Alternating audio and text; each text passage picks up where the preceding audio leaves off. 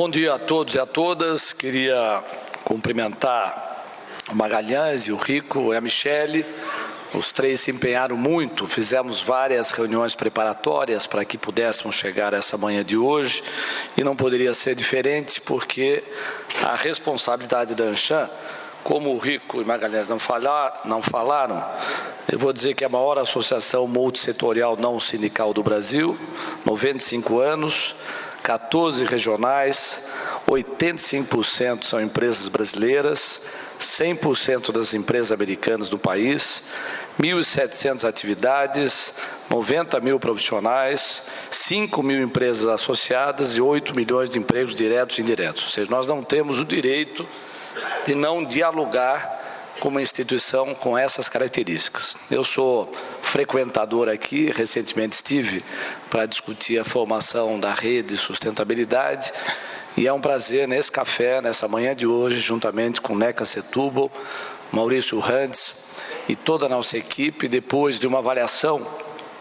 do programa e da análise feita pela Anshan, que foi apresentada pelo Rico, buscarmos as identidades, as eventuais diferenças, as dificuldades para saber como, no futuro governo, nós vamos manter um diálogo permanente, portanto, não apenas eleitoral, como eventualmente nessa manhã de hoje, pois poderia-se assim ser interpretado, porque não há hoje um governo democrático, aberto, transparente, que não dialogue com a sociedade civil organizada, particularmente com o setor privado, que tem enormes contribuições a oferecer.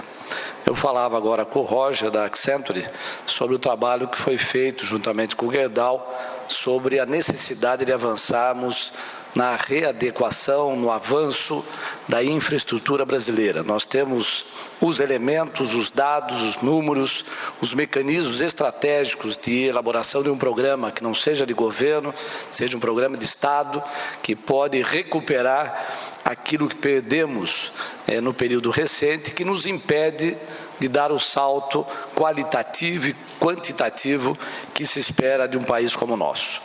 Eu queria dizer que, além dos gargalos da economia, da infraestrutura, dos problemas das relações brasileiras do ponto de vista internacional, o Brasil tem inúmeros gargalos políticos.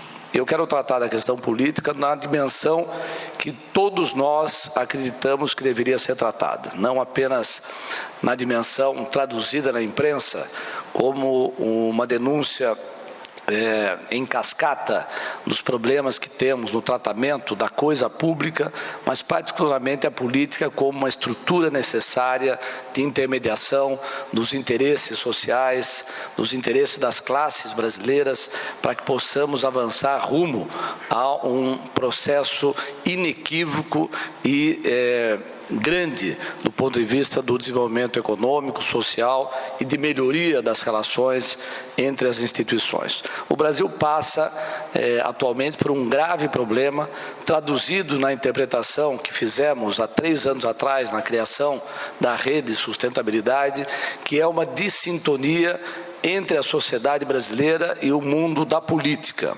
quando os políticos e os partidos sequestraram a atividade política para si. Hoje, no Brasil, eleição é mais importante do que política, política é mais importante do que doutrina e a doutrina é mais importante do que a nação. Vivemos um mundo de fortes características ideológicas que não corresponde ao avanço que a sociedade moderna precisa implantar para que possamos superar gargalos, dificuldades, nós, na questão tributária, na questão fiscal, na questão previdenciária, na questão da infraestrutura, de uma economia saudável, em crescimento, mas nada disso é possível se nós não encontrarmos o caminho da boa política. Política que se faz de forma coletiva, de forma integrada, que entende os atores e protagonistas, que não se resume apenas àqueles que buscam os seus mandatos, sejam parlamentares, sejam mandatos executivos. Nós, quando há 3 anos atrás, eu e Neca, o Maurício estava na frente, juntamente com o Eduardo Campos, mas tantos outros intelectuais, acadêmicos, políticos, interpretamos que era hora de fazermos uma virada na interpretação do papel da política, juntamente com Marina Silva. Nós saímos dos nossos partidos, eu do PSDB, a Marina do PV, a Neca nunca teve uma filiação partidária, todo mundo sabe, acompanhar uma turma como essa é extraordinário. O Maurício Randes, eu e ele, os dois que renunciaram aos seus mandatos, quando todos tentam buscar e renovar os seus mandatos, pois acreditávamos que a deterioração, a depauperação da atividade política tinha chegado a tal nível que uma manifestação como essa poderia sugerir a outros políticos, inclusive, que era hora de uma grande mudança.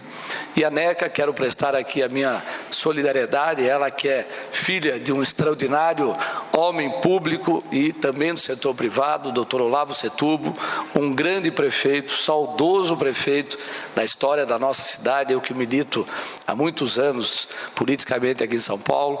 Quero registrar que a vida inteira da Neca é dedicada à atividade social e atividade educacional. E os nossos adversários sabem disso, reconhecem isso, o que mostra que o uso inequívoco da mentira, da boataria, tem pernas curtas. Nós acreditamos nisso, acreditamos que a verdade será resgatada, não apenas naqueles que têm informação e consciência, mas principalmente na consciência popular, que se manifesta através do voto, através do desejo de mudança.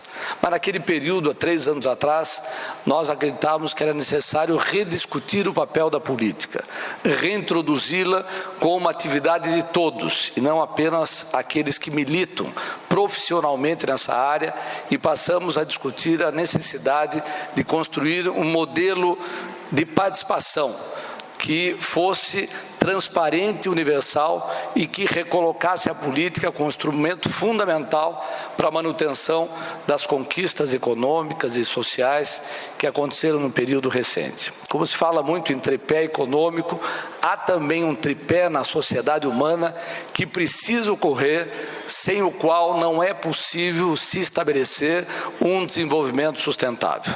É o tripé da economia, registrado de maneira vigorosa, contundente, que mudou o rumo da economia brasileira a partir do presidente Fernando Henrique, da sua gestão, uma mudança importante que aconteceu particularmente no primeiro período da gestão Lula, na reincorporação de camadas importantes da vida nacional, particularmente daqueles que viviam na faixa de miséria, para que eles pudessem também ter melhores mecanismos de sobrevivência ou de acesso mínimo ao consumo.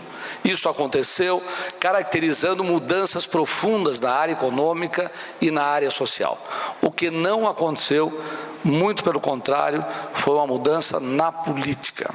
E sem ela não é possível nós mantermos e avançarmos nos 2 aspectos anteriores. A economia e o social só avançam de maneira reiterada e progressiva se tivermos uma estrutura política que seja caracterizada por um governo democrático que garanta a participação da sociedade como um todo, através de mecanismos que sejam muito mais avançados do que os que existem hoje, chamada democracia representativa, já analisada por muitos sociólogos, politicólogos, antropólogos, não apenas no Brasil, mas no mundo, de que essa democracia representativa está chegando ao momento de superação.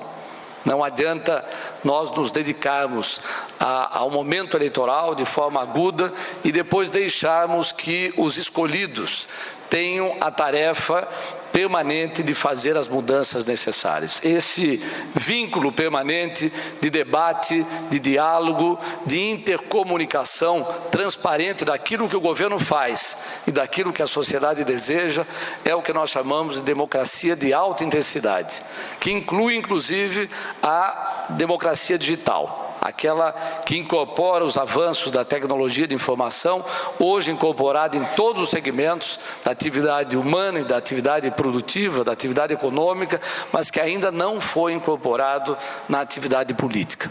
Nós acreditamos que esse é o mecanismo moderno.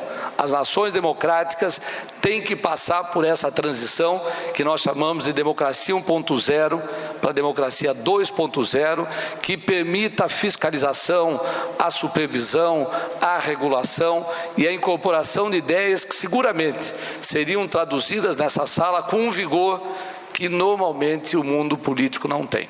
Eu perguntava agora para alguns amigos, conhecidos, interlocutores, antes do início dessa reunião, como é que tem sido a interlocução com membros do governo em relação às ideias, às iniciativas e os encontros que a Anshan tem tido. Como é que isso tem sido levado ao governo? E todos eles dizem que não há hoje interlocutores gabaritados, qualificados do ponto de vista técnico e democrático para ouvir essas demandas, essas ideias renovadoras que fazem parte hoje da estratégia da mudança de muitas nações e que não são incorporados na vida pública brasileira. Isso é fundamental. Quando nós procuramos Eduardo Campos há quase um ano atrás, há 10 meses, e por conta da não aprovação da rede de sustentabilidade nos cartórios e na Justiça Eleitoral brasileira, nós pedimos a ele 3 demandas. Uma, que pudéssemos avançar no seu governo em relação a uma democracia de mais alto nível, de mais incorporação e de mais inclusão daqueles que gostariam de opinar, apesar de não serem agentes públicos. Solicitávamos a ele que introduzisse na sua plataforma de governo uma questão que nos parece estratégica hoje, seguramente muitas empresas já desenvolvem nas suas atividades, que é a linha do desenvolvimento sustentável, do abrigo de questões que são fundamentais para o consumidor, mas passam a fazer parte da gerência da maioria das empresas modernas em todo o mundo. Conversava agora com o Jacques Correia, da Coca-Cola, o trabalho que eles têm realizado na área da sustentabilidade. Eu sei que isso faz parte de boa parte das empresas americanas, das empresas europeias, até por contingência de demanda dos seus próprios consumidores. E solicitávamos ao Eduardo Campos também, além da democracia e da incorporação do desenvolvimento sustentável, na sua plataforma de governo, não apenas como retórica, não como bandeira de campanha política, mas que isso fosse a estratégia do próximo governo, que mudássemos essa realidade, que incorporasse elementos que hoje, traduzidos na Folha de São Paulo, recomendo a leitura, mostram que é muito provável que nós possamos reconhecer no próximo período que a água é mais importante do que o petróleo. Hoje, um grande americano ou alemão, analisa como que a água não tem sido tratada de forma conveniente, consequente, e como isso pode comprometer questões fundamentais do abrigo dos interesses da sociedade atual e principalmente das próximas gerações. Montoro já dizia isso, Maurício. Em 1982, ele dizia que na próxima década o mundo iria reconhecer que a água seria mais importante do que o petróleo. E nós estamos vendo com a seca em São Paulo, a falta de previsão, a falta de planejamento, a falta de reservação, a falta de compreensão de como isso se coloca na interface com as mudanças climáticas. Eu vou caminhar. Devem ser interpretadas como algo da maior importância e da maior modernidade. E, por último, nós reivindicamos naquela oportunidade, num diálogo que pude acompanhar entre Marina Silva e Eduardo Campos, como que as conquistas econômicas e sociais alcançadas no Brasil no último período deveriam avançar.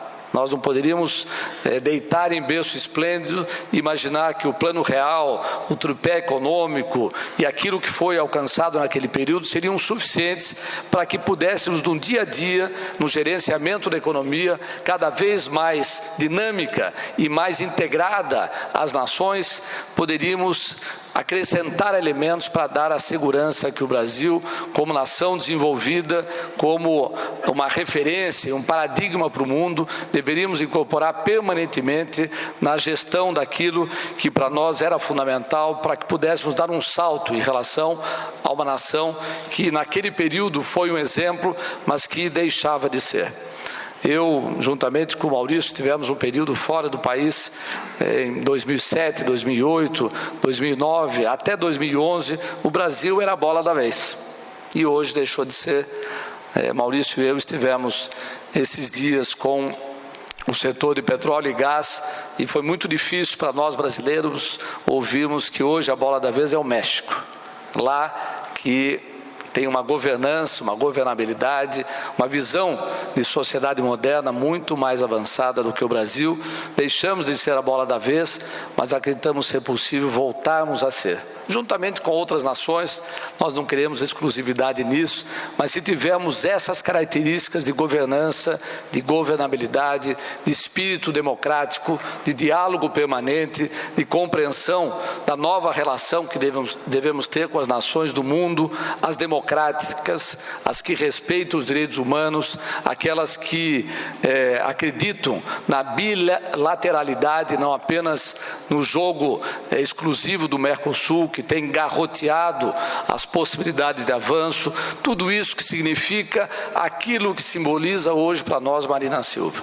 Alguns me perguntaram, antes de começarmos essa reunião, quem é Marina? O que ela significa? Qual é a segurança, a estabilidade, a experiência, capacidade de diálogo com o Congresso Nacional? Eu sempre respondo o seguinte: os últimos presidentes, nenhum deles teve a experiência parlamentar que Marina Silva pôde acumular. Vereadora, deputada estadual, senadora por 16 anos, com a sua visão de mundo, com as suas demandas, com as suas lutas, com a sua experiência, com a sua história, digna para poder acrescentar no currículo do mundo aqueles que deram grandes contribuições, não apenas para a sua própria história, mas de transformação da realidade que puderam representar. Homens como Mandela, grandes estadistas que souberam compreender o momento no qual eram os representantes daquela sociedade.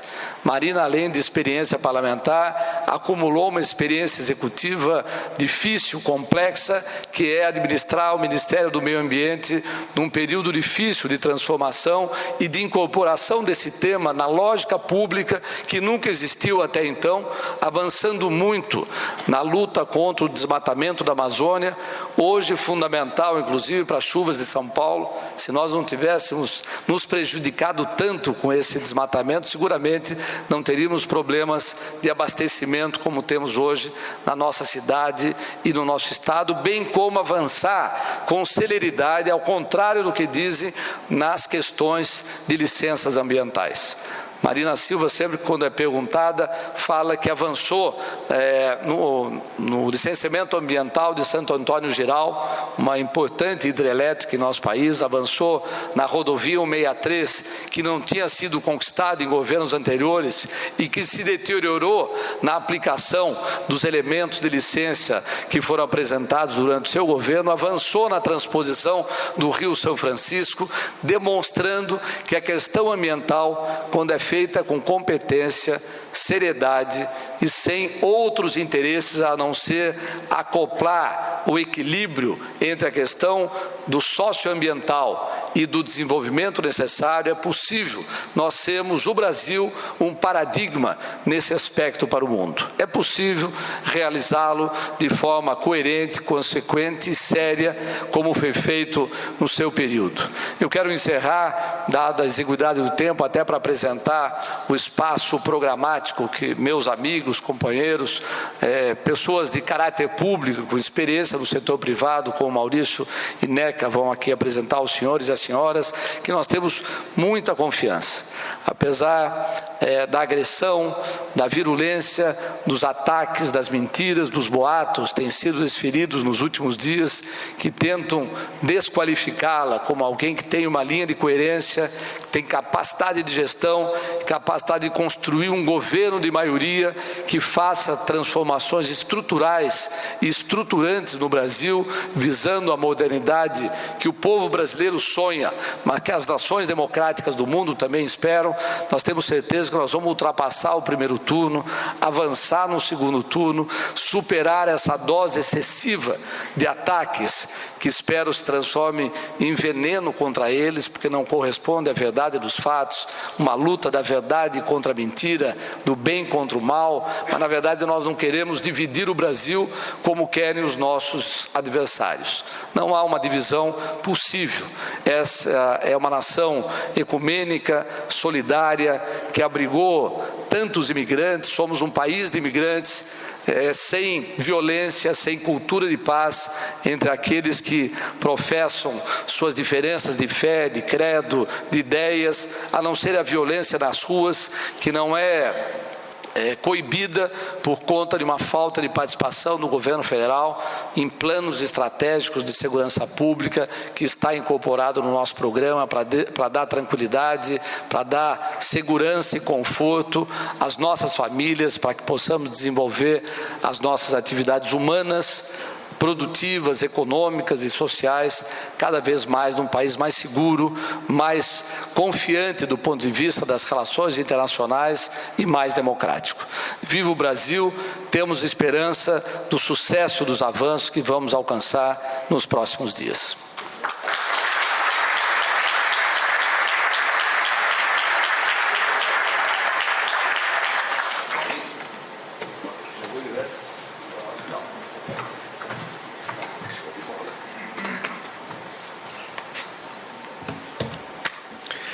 Meu bom dia a todos, saudações amchiamas.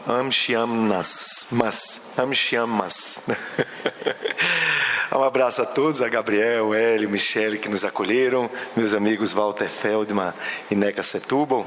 Dizer que para nós, da campanha de Marina, é uma alegria muito grande, Gabriel, constatar que este programa que vocês apresentam ao Brasil, a partir de uma reflexão teórica, mas a partir de uma vivência empreendedora muito forte, ele é inteiramente acolhido na nova direção que se pretende imprimir ao Brasil. Aliás, né, que eu estava te dizendo, né, quando nós viemos aqui, foi em junho, não foi? Em junho, com o Eduardo, ele teve também essa satisfação, embora o programa ainda não estivesse pronto e divulgado. Com a ressalva de que este programa não é uma estação de chegada, ele é uma etapa de uma longa caminhada para trazer um outro modelo de desenvolvimento ao Brasil. E discutir o desenvolvimento do Brasil nos faz remontar às primeiras preocupações que cada um de nós teve ao entender um pouco do mundo na escola. Eu me lembro lá na escola dos irmãos maristas, e eu já perguntava, mas por que é que os Estados Unidos, que foram descobertos pela Europa na mesma época do Brasil, são tão desenvolvidos e nós temos tantos problemas? E depois meu pai era um homem do desenvolvimento, participou lá na Sudene do início com Celso Furtado. Me lembro quando ele ganhou uma pequena medalha de 10 anos de Sudene e chegou em casa todo orgulhoso com um livro que era o Planejamento para o Brasil. E ele dizia, nós brevemente teremos um Nordeste integrado ao desenvolvimento do Brasil e um Brasil desenvolvido. Então era a geração dele que achava que o desenvolvimento estava na porta. Depois, outros momentos, como o da redemocratização, da estabilização econômica, do início do combate às desigualdades e à inclusão social. Nesses momentos nós também acreditamos que tinha chegado a hora do Brasil. E, infelizmente, nós estamos constatando que existe ainda uma série de problemas estruturais que vêm sendo adiados. E quando nós constatamos que a história ela não se desenvolve de modo linear, se nós aceitamos a interpretação que a história se desenvolve com saltos, nós acreditamos que este momento, liderados por Marina e Beto Albuquerque, nós estamos no limiar de um daqueles saltos. E por que dizemos isso? Apenas por enxergar as qualidades de Marina e de Beto?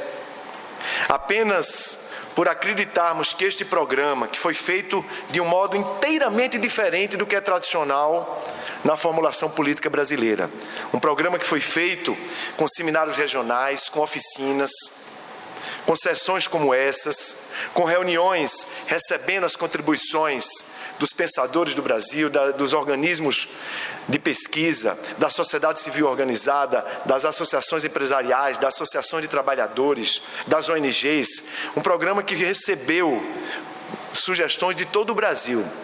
Um programa que fazia oficinas com a presença de manhã até à noite dos candidatos, que não chegavam apenas para a sessão final do evento, que estavam lá muitas vezes parecendo alunos aplicados, não é, Neca? Você que é dedicado à vida, à educação. Então, foi um programa que apresenta um outro roteiro para o Brasil. E em alguns seminários como esses, em alguns eventos como esses, às vezes a gente ouve com uma certa arrogância alguns segmentos dizerem: mas a proposta de política macroeconômica é similar à apresentada por outras forças.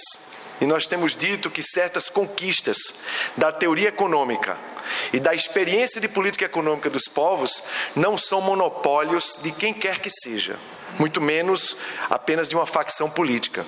Então nós temos sim certos fundamentos que são conquistas da governança macroeconômica e que fazem parte desse roteiro que está sendo apresentado ao Brasil. Aliás, como fazem parte deste roteiro todas as conquistas da história recente do Brasil. Mas esse roteiro parte da constatação que muito mais é preciso fazer, que um salto de qualidade é iminente, sob pena, como dizia meu querido Walter Feldman, de nós sermos substituídos como roteiro de investimentos para países que estão fazendo o seu dever de casa, como o México, além da vantagem da proximidade do maior mercado individual do mundo. Então nós ficamos às vezes apreensivos quando vemos os termos do debate, a simplificação eleitoreira que é feita. Eu me lembro de um livrinho que foi traduzido aqui no Brasil, de Schopenhauer, foi traduzido com o nome Como Vencer um Debate Sem Ter Razão. Não foi assim? E uma das fórmulas era, no debate com a contraparte, eu talvez não confiante na força do meu argumento, eu manipulo, falseio, empobreço, distorço o argumento da contraparte para tentar ganhar o debate. Esta vitória no debate nós não queremos. E nós estamos assistindo aí ao lado da Tática Regina Duarte, a falsificação das propostas que estão sendo apresentadas por Marina, a distorção da sua personalidade. Então estamos vendo muita mentira, muito engodo neste debate. Isso nos entristece, mas nos impulsiona para continuarmos na nossa direção, de apresentarmos um roteiro de desenvolvimento para o Brasil e um roteiro fundado em valores éticos dos quais nós não nos afastaremos. Um roteiro guiado por princípios. E nisso, nós três aqui temos um orgulho e nos identificamos muito com Marina, quando ela diz: nós não vamos nos igualar aos detratores. Nós não vamos fazer esse jogo antigo, esse jogo da velha política, da tática Schopenhauer, da tática Regina Duarte. Nós vamos seguir em frente. Muitas pessoas dizem: mas vocês deveriam ser mais agressivos. Mas isso não está no nosso DNA. Nós estamos propondo um roteiro de desenvolvimento para o Brasil porque queremos construir um novo país. E para isso sabemos que tem que mudar a política. Por isso, este programa aqui apresenta um eixo primeiro, que nós chamamos de Estado e Democracia de Alta Intensidade, porque nós queremos renovar a política, por dentro das instituições representativas, respeitando o parlamento, respeitando o judiciário. Mas nós não queremos reproduzir mais do mesmo. Então, nesse ponto eu queria salientar que é importante para o ambiente de negócios que nós vamos ter sim uma governabilidade. Mas nós não queremos reproduzir esta governabilidade que foi praticada nas duas forças políticas que governaram o Brasil nas últimas décadas, que era uma aliança com setores representados no Congresso Nacional que pouco tinha a ver com o programa, que tinha muito a ver com ocupação do Estado, com loteamento de pedaços do Estado, para garantir maiorias numericamente impressionantes, mas que, porque faltava o liame, faltava a coesão do programa, essas maiorias não permitiram, inclusive, a que esses dois governos fizessem certas reformas que hoje são inadiáveis, que já eram inadiáveis naquele momento. Então, nós constatamos com a sociedade brasileira que esta governabilidade, no patrimonialismo, no clientelismo, na repartição do Estado, gera corrupção, gera ineficiência e prejudica a credibilidade para os investidores. Então, esta nós não queremos. E aí as pessoas que às vezes têm receio diante do novo dizem: mas como é que Marina, com a coligação de 6 partidos, vai aprovar propostas inadiáveis no Congresso Nacional? Nós sabemos que vamos aprovar. Nós temos certeza que o Brasil está maduro para um outro padrão de governabilidade. Walter e eu, antes mesmo de estarmos juntos aqui nesta campanha de Eduardo e Marina, e agora de Marina e Beto, já comungávamos de uma visão muito crítica à forma de governabilidade que era implementada no Congresso Nacional. E dizíamos que só uma outra governabilidade poderia realizar a agenda que o Brasil precisa em sua plenitude. E o modelo não precisa de ir para a Escandinávia, não precisa de visitar democracias mais consolidadas. O modelo está amadurecido aqui entre nós, na sociedade brasileira. Se não queremos essa repartição do Estado, como podemos viabilizar uma aprovação no Congresso Nacional? Em primeiro lugar, nós sabemos que é muito mais eficaz partir de uma base mais coesa, mais uniforme programaticamente, com uma agenda que é da coligação, mas que é da sociedade brasileira, é muito mais eficaz do que ter uma governabilidade baseada em números que não se realizam no dia a dia das votações do Congresso Nacional. Então, em primeiro lugar, nós sabemos, vamos partir de uma base mais coesa, programática, fundada numa agenda. Ponto 2, o diálogo com o parlamento deve respeitar profundamente os partidos, que, como Marina disse no Rio de Janeiro sexta-feira, precisam ser valorizados, mas valorizados com o lado ruim ou valorizados no lado positivo que existe em qualquer agremiação, valorizados os seus componentes mais sadios, valorizadas as suas instâncias democráticas de inserção. Então nós queremos que o diálogo feito pelo Poder Executivo com o Poder Legislativo seja respeitante dos partidos políticos, que são células importantes para qualquer democracia. Mas valorizar os partidos políticos não significa circunscrever o diálogo apenas às cúpulas partidárias. Podemos sim, e nós sabemos pela experiência e a vivência que temos de mais de uma década no Congresso Nacional.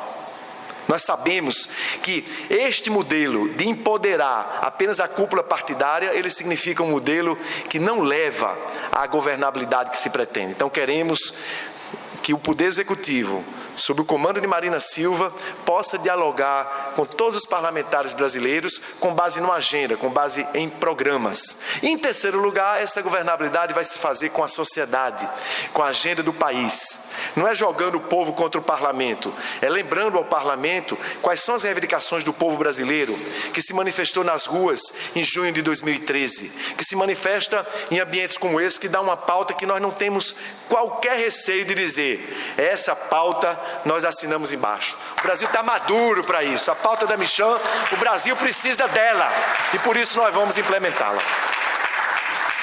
Uma palavra concreta no eixo da governabilidade econômica e microeconômica, sobretudo. É a combinação que nós estamos apresentando aqui neste roteiro entre as políticas macroeconômicas de governança rigorosa, com uma política fiscal que não maqueie as contas públicas, que seja transparente e controlada pela sociedade através de um Conselho Nacional de Responsabilidade Fiscal que Marina vai criar já no início do seu governo. através de uma política monetária que não fique sujeitas a humores, a intervenções, a pressões ao Banco Central. Uma vez definida a governança daquele Banco Central pelos poderes legítimos do povo brasileiro, eleitos pelo voto, o Executivo e o Legislativo, metas estabelecidas pelo Conselho Monetário Nacional, que surgem de discussões de representantes legítimos da população. O Banco Central vai ter autonomia, sim, e nós não tivemos nenhum receio de escrever com todas as letras que essa autonomia vai ser assegurada por lei. Ela se tornou ainda mais necessária pelo comportamento intervencionista errático, que fez com que as intervenções no mercado de câmbio distorcessem, porque tinham finalidade muito imediatista de controlar a inflação. Então, uma governança com política macroeconômica absolutamente rigorosa no campo fiscal, no campo monetário e no mercado de câmbio. Mas não basta integrar essas três políticas. Nós sabemos que o combate à inflação e a redução da taxa de juros, a criação de um novo ambiente de governo, com planejamento estratégico, com crescimento sustentável, e isso só é viável se nós combinarmos essas políticas macroeconômicas com políticas microeconômicas. Por isso, a reforma tributária. Por isso, nós temos todo um capítulo aqui muito preocupado com o mercado de crédito no Brasil. Nós temos que ter medidas para que haja realmente, o sistema financeiro brasileiro possa realmente alimentar necessidades de crédito dos empreendedores no Brasil e dos cidadãos individualmente.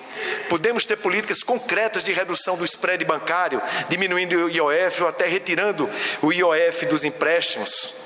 Podemos acelerar a transparência no mercado de crédito, implementando a fundo. Eu fui o relator da lei do cadastro positivo na Câmara dos Deputados e sei o quanto isso é importante para o mercado de créditos no Brasil.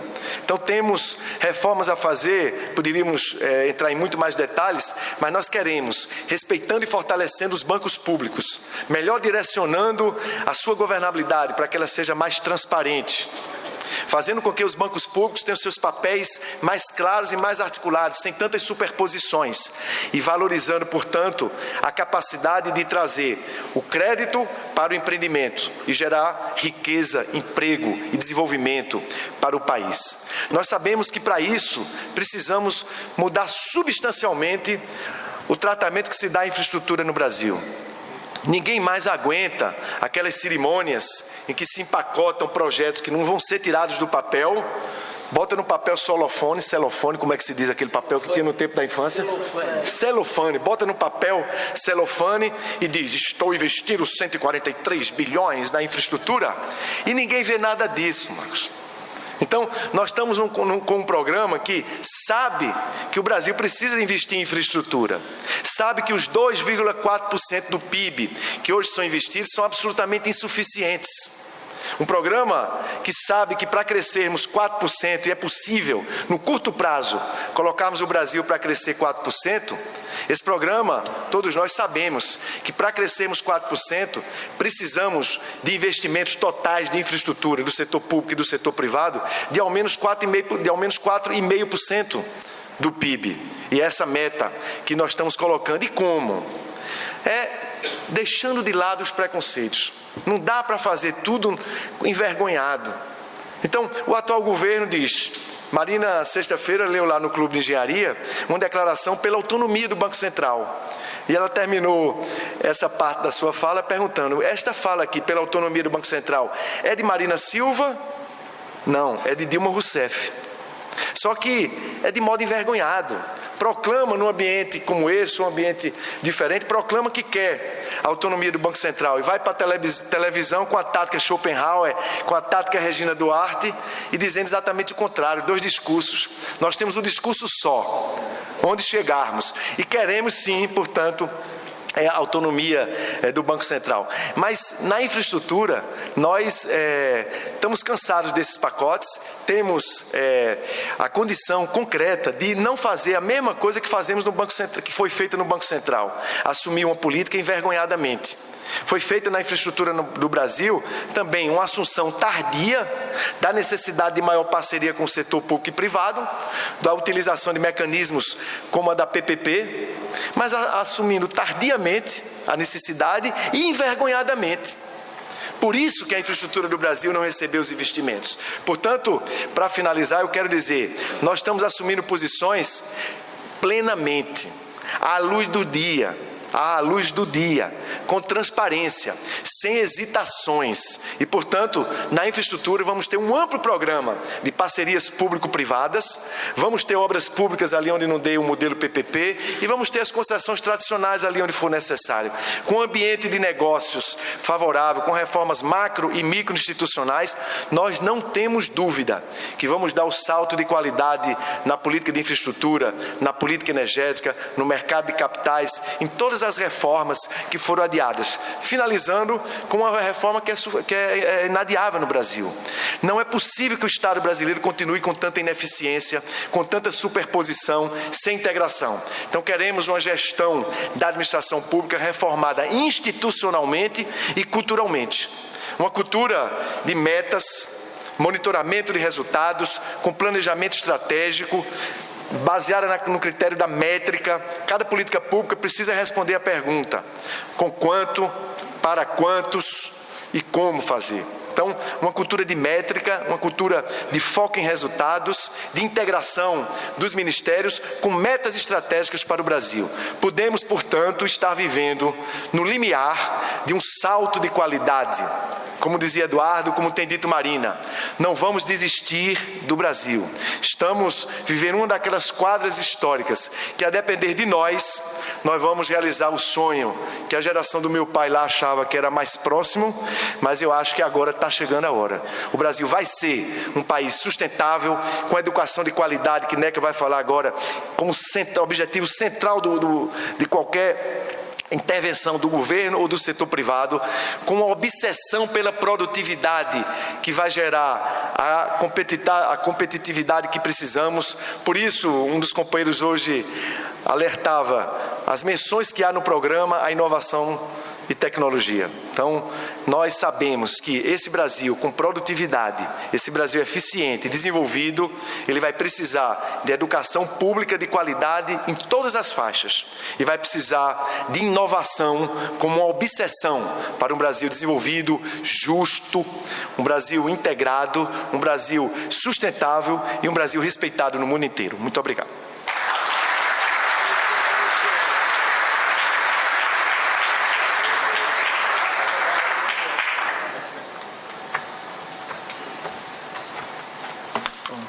Bom dia a todos e a todas. É uma alegria muito grande para nós podermos estar aqui, né? Maurício, Walter e eu. Gostaria muito de agradecer ao Hélio, ao Gabriel, à Michele, porque é uma oportunidade que nós temos e nós temos buscado a responder a todas as demandas que nos têm sido feitas para que a gente possa estar discutindo e debatendo as nossas ideias, né?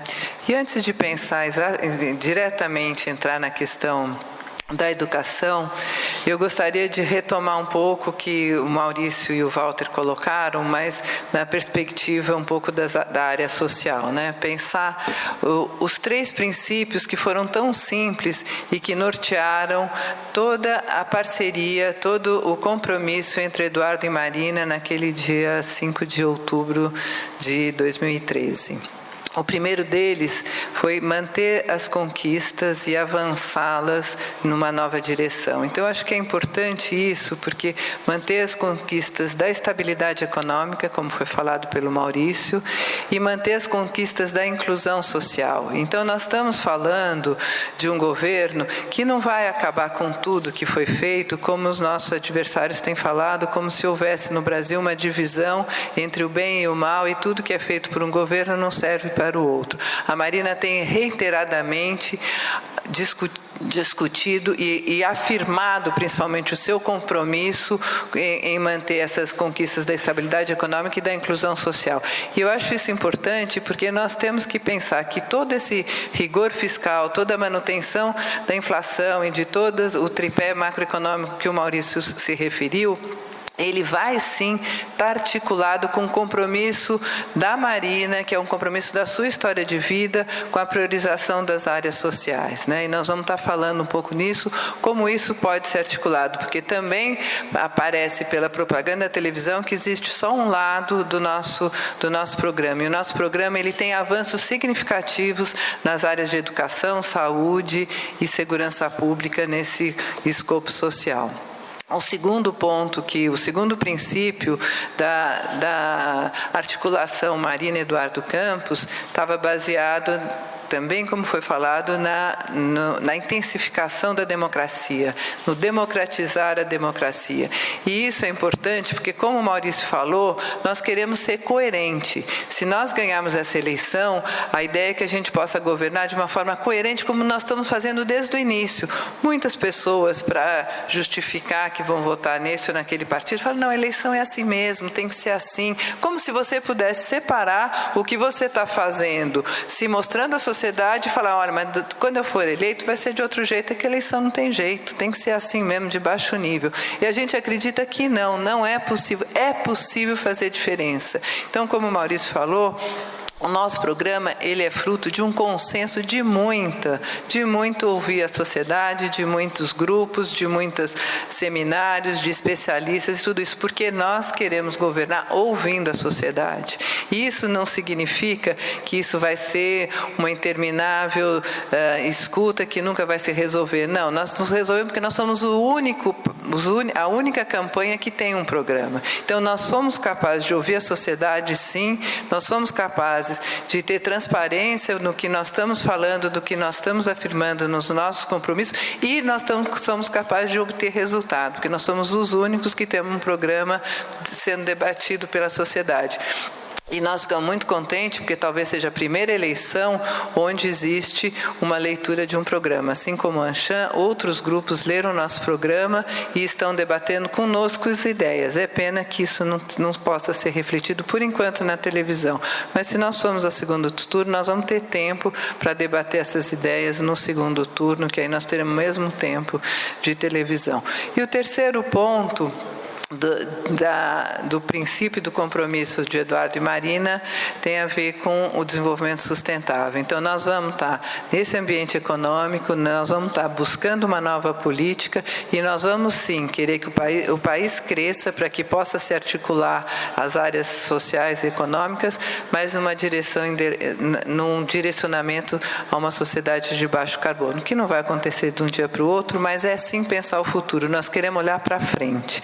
E é dentro desse olhar para frente que nós inserimos no nosso programa a questão da educação, né? Como o Maurício falou, é um capítulo que está articulado educação, cultura, inovação, ciência e tecnologia, porque a gente acredita, sim, nessa articulação dessas três áreas, né? É fundamental que a gente possa estar pensando a educação num olhar para frente.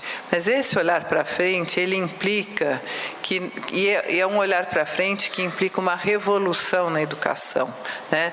Nós só vamos superar todas as nossas dificuldades e avançar em cima do que vocês estão colocando, a importância da produtividade e da competitividade, se nós realizarmos uma verdadeira revolução na educação. E isso não é uma palavra, isso não é um discurso.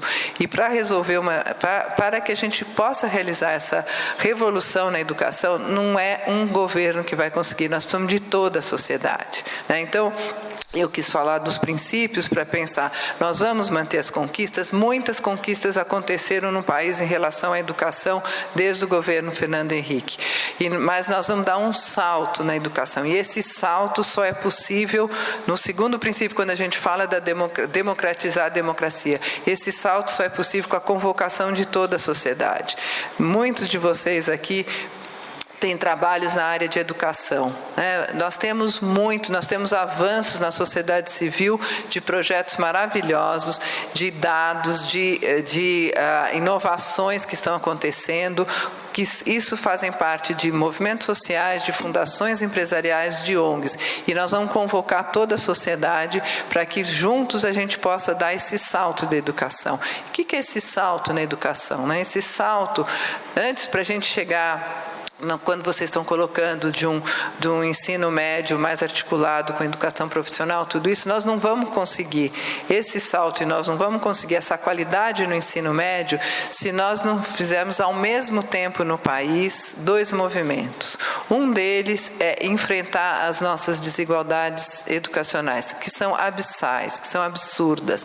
Nós não podemos achar que é assim mesmo que nós até hoje, não só nós temos altas taxas de analfabetismo, que chega a 8,7, o que significa que nós temos mais de 12 milhões de pessoas analfabetas no país. Isso deveria nos indignar, além dos dados de analfabetismo funcional, mas nós ainda não conseguimos até hoje cumprir de garantir um direito que todas as nossas crianças se alfabetizem na idade certa, ou seja, aos 8 anos de idade, né? Então, são coisas básicas. Nós temos ainda um atraso escolar, onde apenas 64% dos nossos jovens se formam no ensino fundamental com os 14 anos que deveriam ser.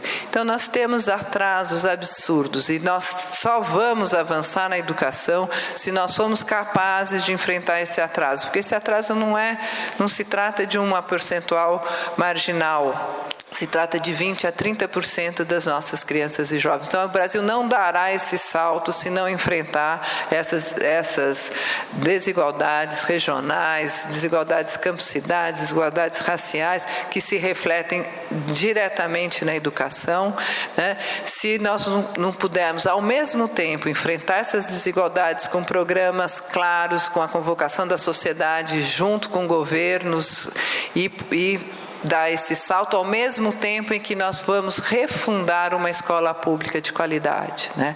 Uma escola pública onde realmente as nossas crianças e os nossos jovens tenham acesso o que nós temos de melhor em termos de conhecimento, novas metodologias, onde nós possamos inserir essas novas tecnologias, mas inserir também as questões fundamentais do mundo hoje. As nossas crianças, os nossos jovens têm que poder participar de uma forma qualificada nos destinos do país. Nós temos que ter uma participação não só no momento de eleição, que é um momento fundamental, mas ao longo da vida do país. E para isso nós precisamos ter jovens, formar os nossos jovens de uma forma mais qualificada para entender e discutir e debater ideias, né? Nós precisamos valorizar o conhecimento. O conhecimento não é um fator valorizado na nossa sociedade. Nós estamos dando sinais absolutamente equivocados para os nossos jovens, que o que vale é o consumo e não é o conhecimento. Então, essa revolução, ela passa por mudar muito de fatores culturais que estão impregnados na sociedade, por sinais que são equivocados e que vão desde a presidente da República o tempo todo falando consumam, consumam, consumam. Tudo bem, é importante consumir, mas e o conhecimento? Onde fica? Qual é o papel disso nesse país? Então, nós temos que reverter.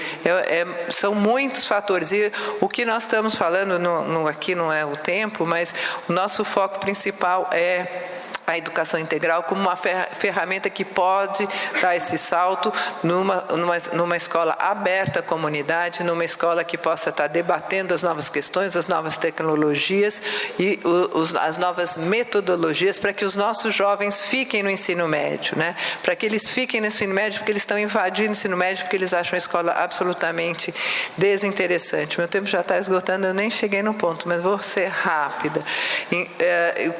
O que é importante é que esse ensino médio, a experiência de Pernambuco nos mostrou que Pernambuco, as escolas são todas de ensino integral, de educação integral no ensino médio. O resultado do IDEB é uma pena que o Eduardo não está aqui para ver. Pernambuco saltou da colocação 22ª para a 4ª colocação no Brasil em termos do ensino médio, e em primeiro lugar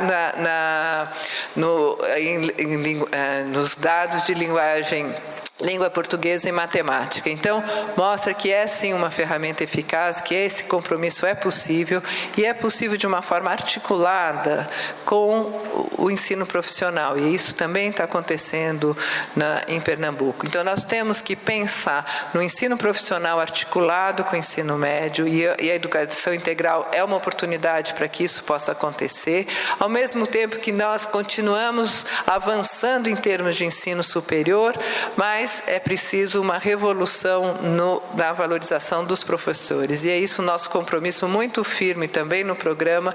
A qualidade da nossa educação está diretamente relacionada com a qualidade dos nossos professores. Então, nós temos que mudar a formação inicial do professor, e para isso é necessário um amplo compromisso com as universidades públicas e privadas desse país, porque 80% dos nossos professores, as licenciaturas e a pedagogia, eles se formam nas universidades privadas, e as universidades públicas também têm autonomia. Então, o nosso compromisso é de investir e de mudar a formação inicial dos professores, investir nessa valorização, para que aí sim nós possamos reverter na formação inicial e continuada, para que a gente possa ter um impacto também no curto prazo e reverter essa qualidade da educação na direção de podermos aumentar a produtividade. Então, é fundamental a produtividade, o investimento, a gente pode falar mais. Nós temos um foco enorme em tecnologia, inovação, investimento em pesquisa, em pós-graduação, mas isso tem que estar... Isso é fundamental em direção à produtividade, portanto, é uma maior integração com o mercado de trabalho, mas também com as questões da cidadania. Não basta reduzir a educação para o mercado de trabalho. É fundamental, essa abertura é fundamental, mas é fundamental da mesma forma você estar investindo na cidadania, na cultura de paz, numa maior participação dos nossos jovens, de uma participação qualificada em direção à formação de uma nova sociedade. Vou ficar por aqui, a gente pode conversar mais depois. Muito obrigada.